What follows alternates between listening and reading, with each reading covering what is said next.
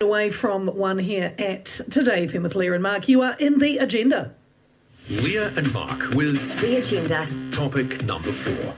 And in topic number 4, I'll let you take this away, Leah, because I feel like I'm going to get myself in any trouble if I say I had no idea women couldn't control their money. Are you mansplaining, maybe? Would you? Would it sound like that? All right, I'll take it. Yes. After years of talking about money with women and men, our next guest says there are definite differences between the sexes when it comes to their finances. Ann Morrell is a financial advisor with Trustees Executors. She believes women can do more to help themselves, which I'm very interested in this. Before we get to Ann, I think Ann, who might be listening right now, needs to be aware that she's talking to someone who is wearing a new dress. Who came to work. You're such a dobber inner. Who came to work with the label still on the dress. It arrived in the post. I was so excited. I put it on and came to work, and an MP had to break the label off my. Oh, jeez. And save me. And welcome in. Good to have your company. Thank you very much. It's lovely to be here. I'm sure Mark is not. I mean, I can have some discretional spending, but I suppose what you do, Anne, is maybe help women to maybe save. Is that kind of where you're going in helping them? No, I think it's more about not necessarily saving. I think it's a lot to do with women have, and I think that women for many years, right back to my mother and my grandmother's times, have managed household finances and the household budget with extreme success. You know, you think back to the olden days when the husband would come home from work and he'd hand mum the cash, and she would make that cash pay all the bills and buy the groceries and maybe a little bit of pin money for herself or some other condescending little trick. But they were very adept at it, and I think that we all women have kind of had that skill over the years in terms of managing households. I think where it becomes a little bit more challenging is setting aside or having an awareness of saving for the future and accumulating and saving in the right way as well for their future benefit for retirement or those later years. Well, I saw research by the Financial Services Council found 60% of women do worry about money on a regular basis. 80% rate their financial well-being as moderate to low or very low. And that's quite a high figure, or quite disturbing, 80% of us. Yeah. And I wonder how much that is also the fact that women they worry about themselves last as well. Yeah. So again, it comes into women's role within families and managing a household budget. They actually don't step back and think about, again, their own financial well-being into the future. So, and there are so many, and the reality is it's not just tied to women as well. I think it's a modern effect with so many pulls on people's money. You know, as you say, we're demanded in every direction to spend our money. And, the challenge is to actually sit back and think, well, even a little bit set aside for the future is a good thing. And coupled with that, not being passive in that approach, to actually take the time to understand how investment works. Well, you talked about maybe, the traditional way that we used to go about it, and mum stayed at home, dad was out there bringing the money in, and then mum would spend the money, and I'd imagine then dad would think about, in terms of the mortgage payment and yada, yada, yada.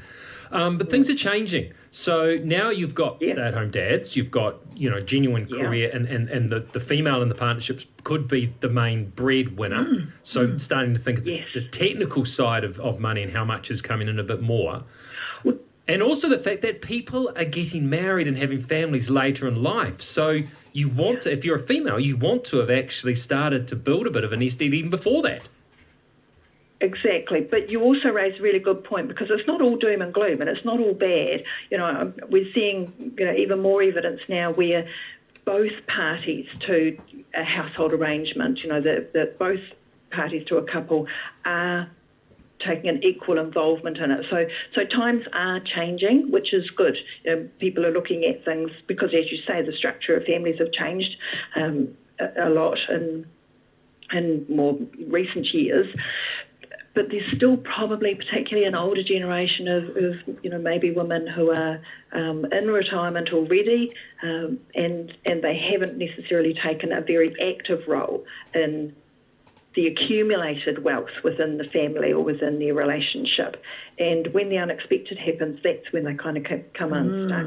But right. The good side of that is that those couples who have encouraged each other to be part of the process, they do a lot better out of it. So I think that it's up to everybody to kind of be talking about how money works and what all the options are. And I think, as you say, the Financial Services Council, the work they've done and the research to identify these issues and the ongoing campaigns, there's the Start With Action campaign that's happening at the moment, which is, again, encouraging people to talk about money and to not make it the kind of the taboo secret that it perhaps has been traditionally. Yeah, I think that's good advice. And I know you've said, you urge women to talk to friends and family about money and find out what they're doing. And at times are changing. I mean, I was in a girls' weekend sitting in a vineyard. And the phone rings and my best friend picked it up and she's like, oh, hi, blah, blah, blah. And I said, oh, is that your hubby? Is he checking in? Is it, are the kids too much? And she goes, no, it's our financial advisor. I went, oh, okay, all right, good on you. So, they're very, I mean, and then I kind of quizzed her afterwards about what they use her for. So, and good on her. They're doing extremely well. And look, thank you so much. Really good to talk to you. We might talk to you again in the future if you want to. Would be happy to help. Lovely. So, yeah, thank you for the opportunity. So very good. Lovely. Ann Morrell, Trustees, Executors, Private Wealth Advisor. That would be the first port of call. Find a financial advisor and go together. Me and my partner Mary did that, and it is it a shocker though? Do you feel? I feel that they don't go, oh, so you have... it's awful at first. Yeah, that's what I mean. Oh, so you go for coffees every day? Oh. They make you realise where you're blowing your dough. So if she'd seen this new dress with the tag hanging off it... But they're like a coach. I would have been in trouble. You're both players, and they're like a coach, and they get you headed in the right direction, using your different skills. I think that it's a must for all couples. So okay, because I'm worried that I'm going to write it all down, right? Well, you give them 3 months. 3 months of all your bank statements, all that sort of stuff, and they go through your expenses with a fine-tooth comb. I don't know if I'm ready for that. And then you go into the office and they ask you both to bend over the desk. No, and you get a solid paddling for bad behaviour. Oh, I'm in trouble. Yeah. All right, it is 5 to 1 back with, we're wrapping up our